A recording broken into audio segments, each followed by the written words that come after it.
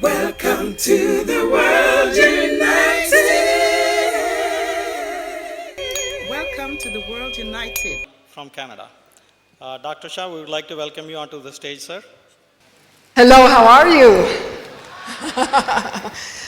I am so honored to be here. You know, in America, the traditional greeting is a handshake. In other nations, you know, sometimes they kiss on one cheek and then the other. And as you well know, in many nations, they put their hands slightly above their heart and they bend just a little bit forward. Do you know what that literally means? Literally, that means I bow to the divinity within you. And my sweet friends, today I bow to the divinity within each one of you. Thank you.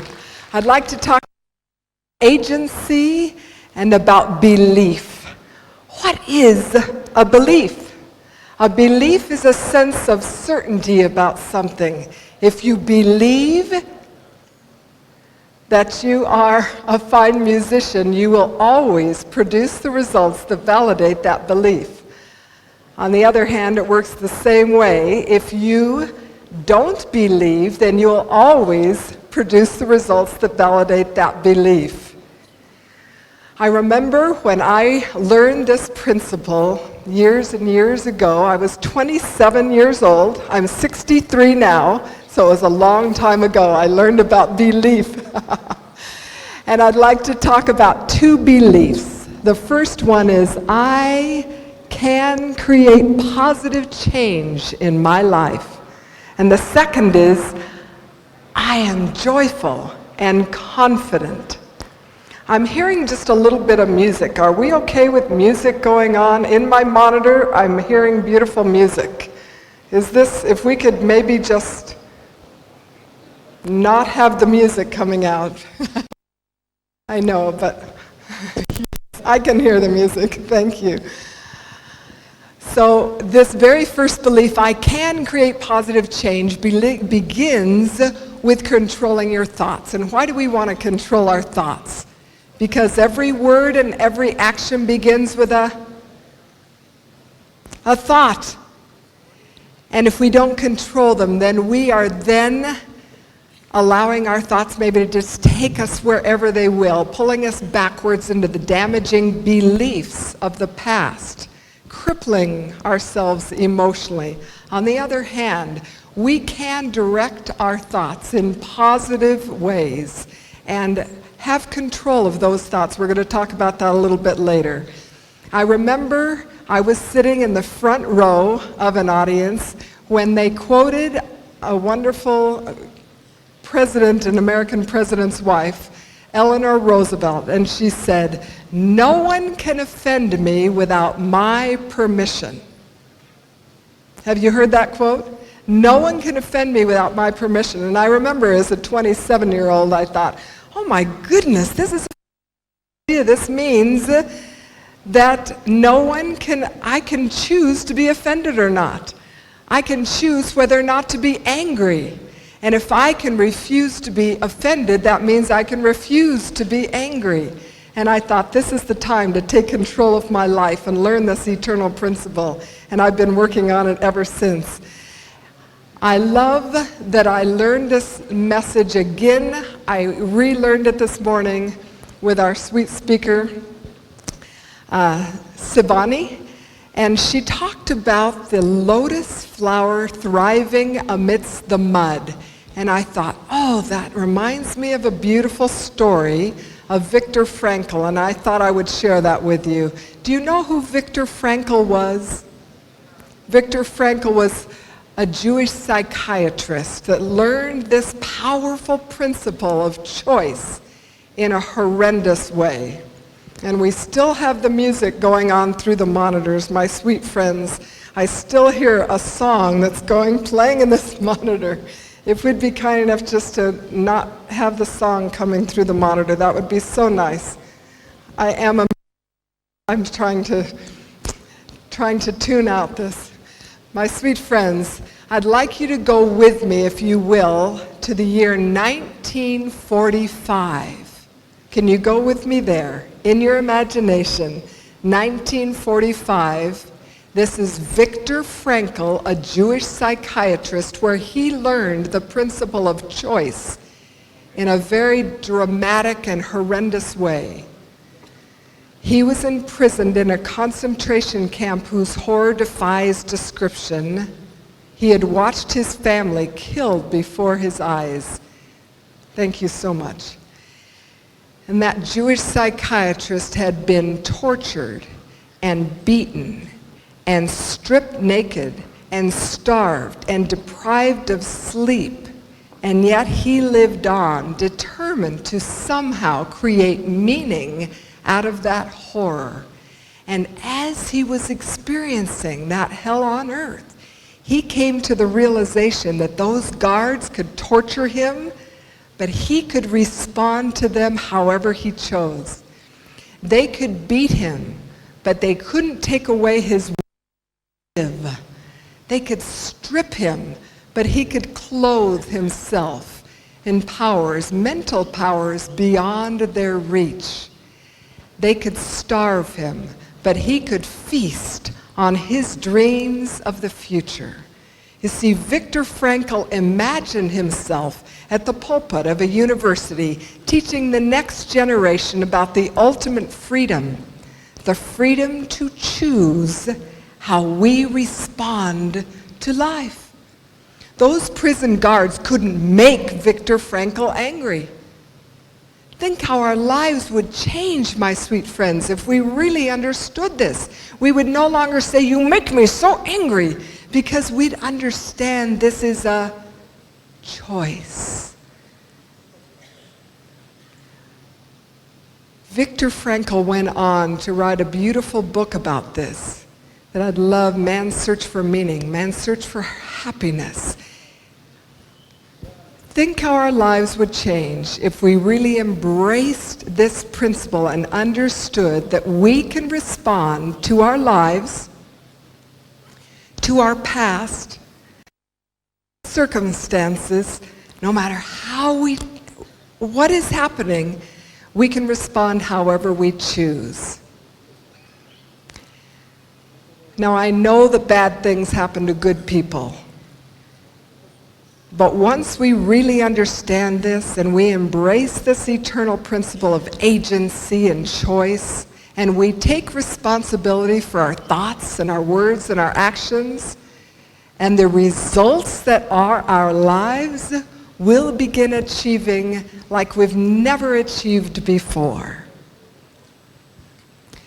I'd love to talk to you now about a wonderful story. You may have heard this. A young man who came to Socrates and he said, "Socrates, I want your wisdom. I want your knowledge. I want to know what you know." And Socrates said, "Very well, come with me." And he took him down to a nearby pond and he put his head under the water for a long time. And when he pulled him out, the young man was just gasping and he says, "Socrates, why did you do that?" And he said, "When your head was under the water, what did you want most in all the world?" "Air, I wanted air."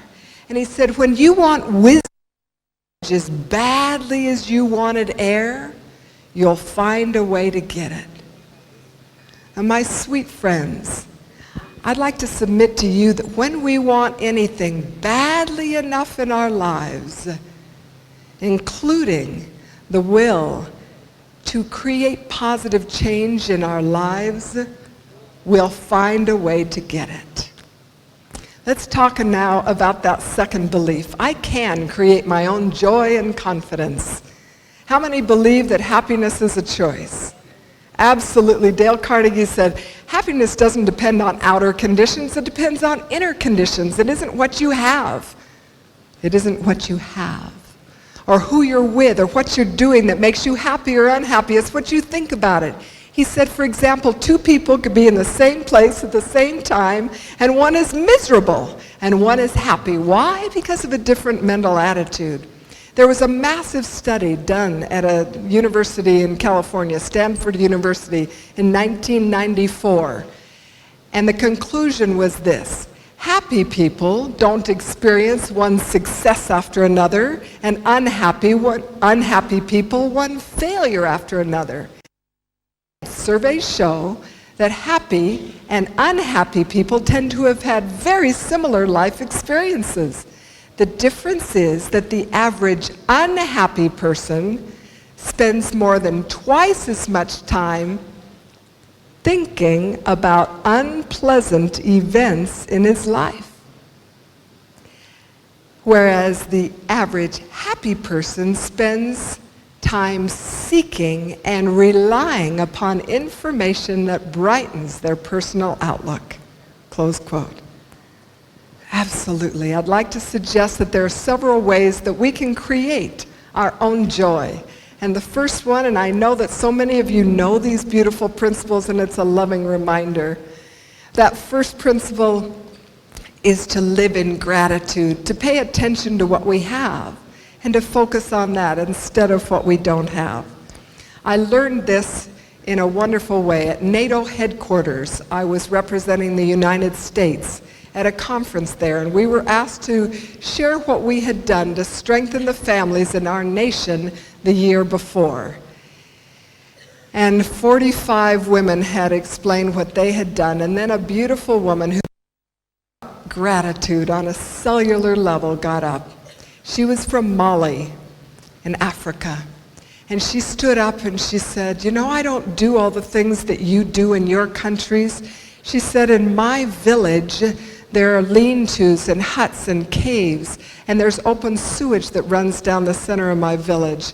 And each morning, the women, we get up and we take our shovels, and we go from family to family to learn who had died the night before from AIDS, and then we bury them.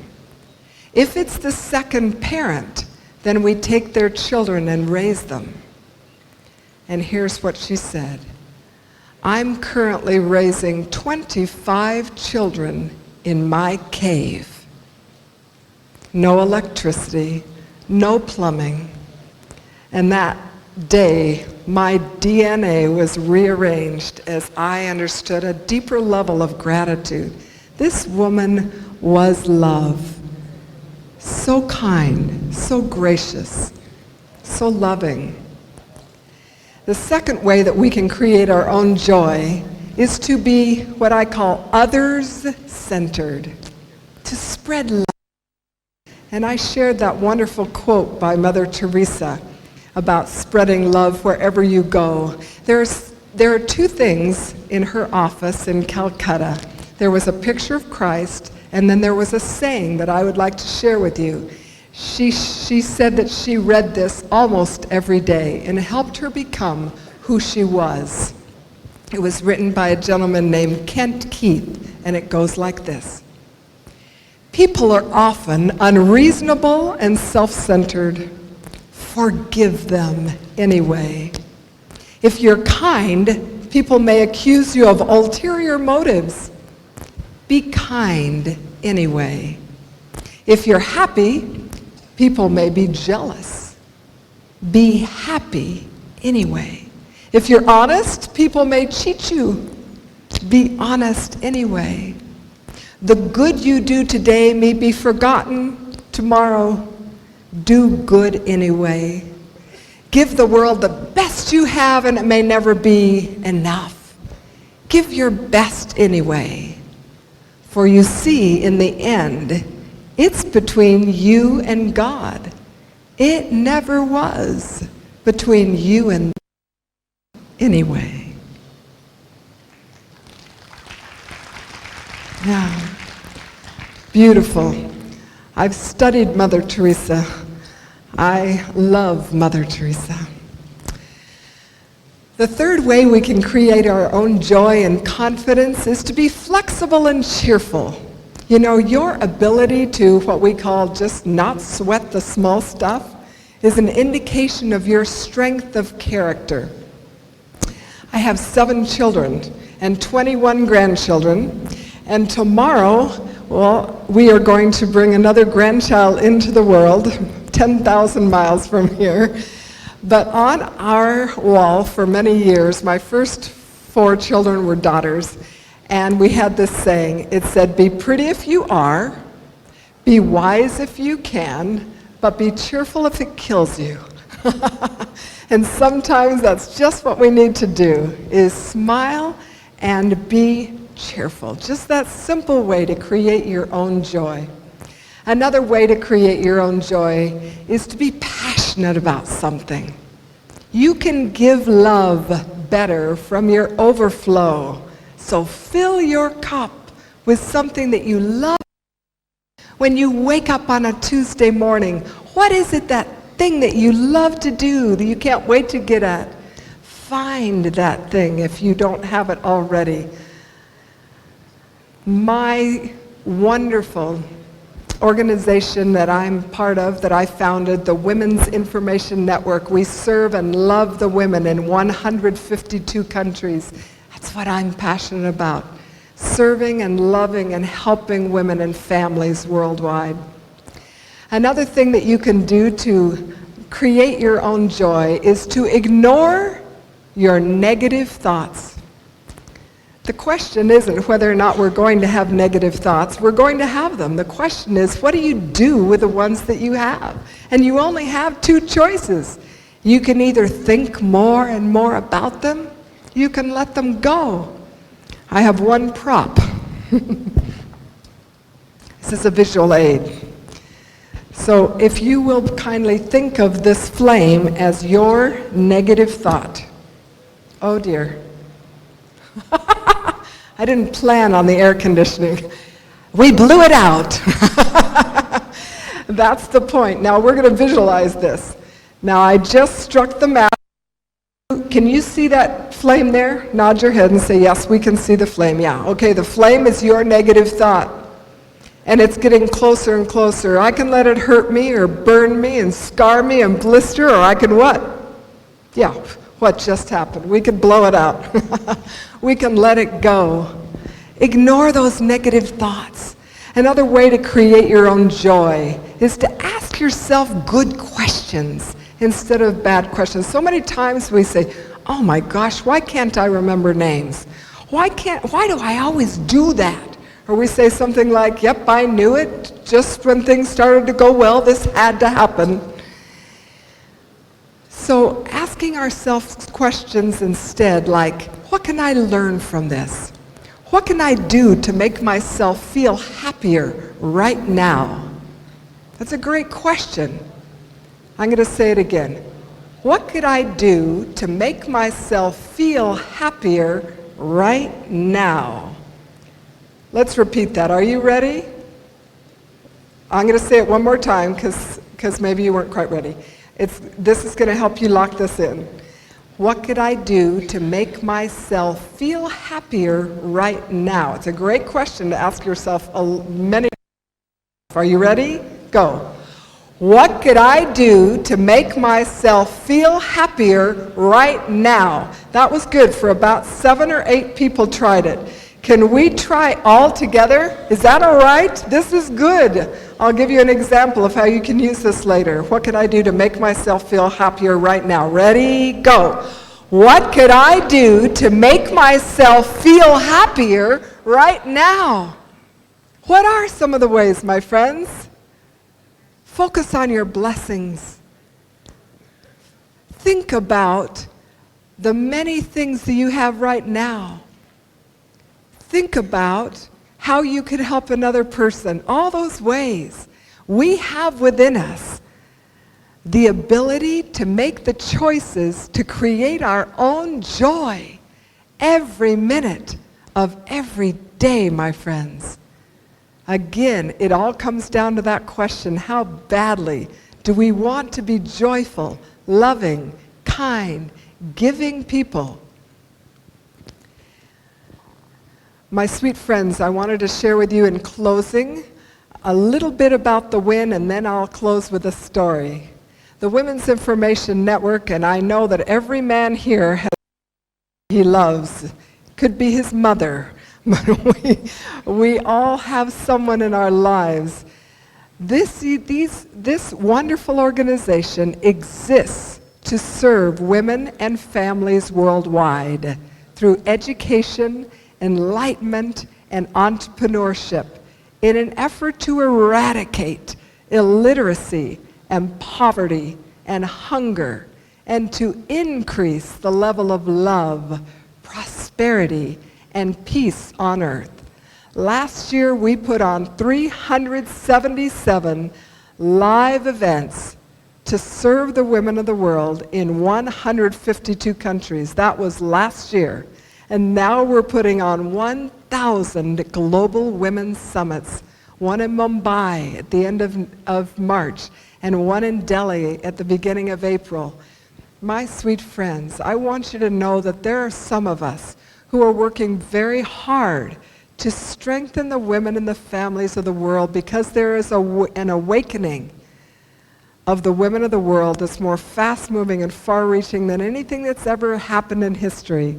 And I invite every woman here to contact me and to let me know if you would like to participate.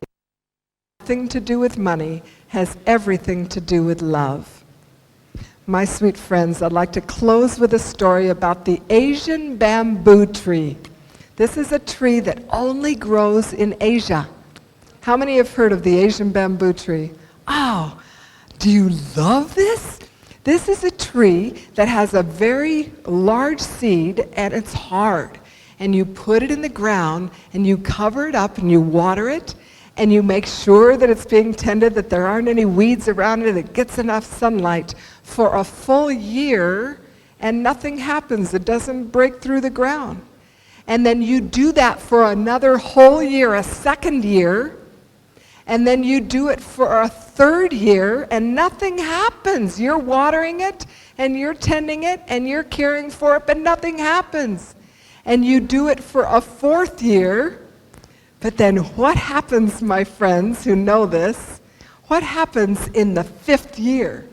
The Asian bamboo tree breaks through the ground and grows to 90 feet the first month. Yes!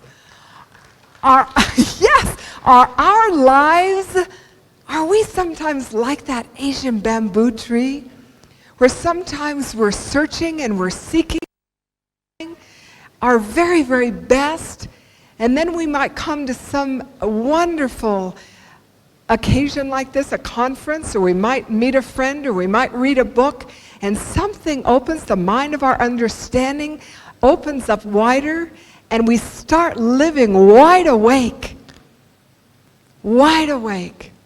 My dear friends, it is my hope and my prayer that you will live wide awake, that you will believe that you can overcome every obstacle in your life, that you can hurdle every barrier, that you can create any positive change you choose to create, that you can be more joyful and confident than you ever dreamed of being.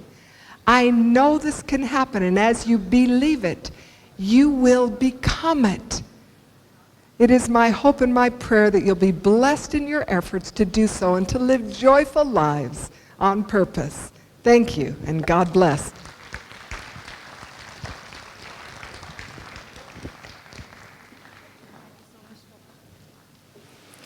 Thank you so much, Dr. Paula. As she needs to leave now, may I invite Dr. Yugandhar to felicitate Dr. Paula Fellingham.